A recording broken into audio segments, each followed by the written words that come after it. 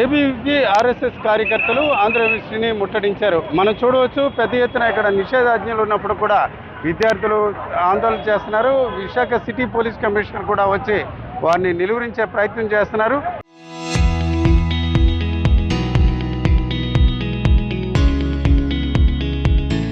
అయితే ప్రధానంగా చూసుకుంటే ఇక్కడ ఎస్ఎఫ్ఐ ఏఎస్ఎఫ్కి సంబంధించిన పోల్స్ జెండాలు ఉన్నాయి. అవి లక్ష్యంగా చేసుకుని ఆర్ఎస్ఎస్ కార్యకర్తలు ప్రవర్తించారు. వారందరూ కూడా ఆ పోలీసుని తొలగించడానికి ప్రయత్నిస్తే పోలీసులు నిర్వహించారు.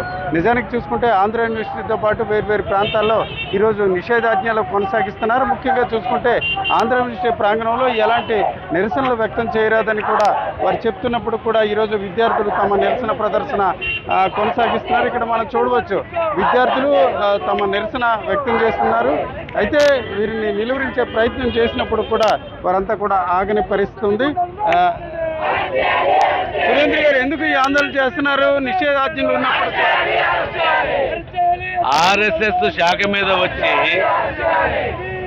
నలుగురు వీధి గుండాలు వచ్చి దాడి చేస్తే 5 రోజులైంది. ఈరోజు వాళ్ళని అరెస్ట్ చేయకుండా నిషేధాజ్ఞలు ఎవరి మీద విధిస్తారు? యూనివర్సిటీ వాళ్ళు, పోలీసులు నిషేధాజ్ఞలు విధించాల్సిన అవసరం ఏంటి? నలుగురిని అరెస్ట్ చేస్తే ఏదో అక్రమంగా అరెస్ట్ చేయమని చెప్పలా, దాడికి పాల్పడినటువంటి నలుగురిని అరెస్ట్ చేయమని చెప్తే దానికి నిషేధాజ్ఞలు విధిస్తామంటే అది వాళ్ళ యొక్క మీనింగ్లెస్ విధానం.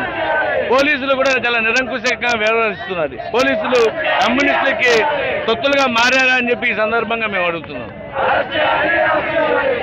నిజానికి చూసుకుంటే అయితే పోలీసులు అరెస్ట్ చేయలేదు ఎస్ఎఫ్ఐ విద్యార్థులని ఒకవైపు ఏబీవీపీ ఆర్ఎస్ఎస్ కార్యకర్తలు ఆరోపిస్తే, మరోవైపు మతతత్వమైన విధానాలు అమలు చేస్తున్నారని ఇటు సిపిఎం పార్టీ, సిపిఐకి చెందిన అనుబంధ విద్యార్థి సంఘాలు చెప్తున్నాయి. ఏదేమైనప్పటికీ గడిచిన 4 రోజులుగా ఆంధ్ర యూనివర్సిటీ వద్ద ఉద్రిక్త పరిస్థితులు యథావిధిగా కొనసాగుతున్నాయి. కెమెరా పర్సన్ మౌలానాతో రామచంద్రరావు, ఆర్టీవీ, ఆంధ్ర యూనివర్సిటీ నుంచి.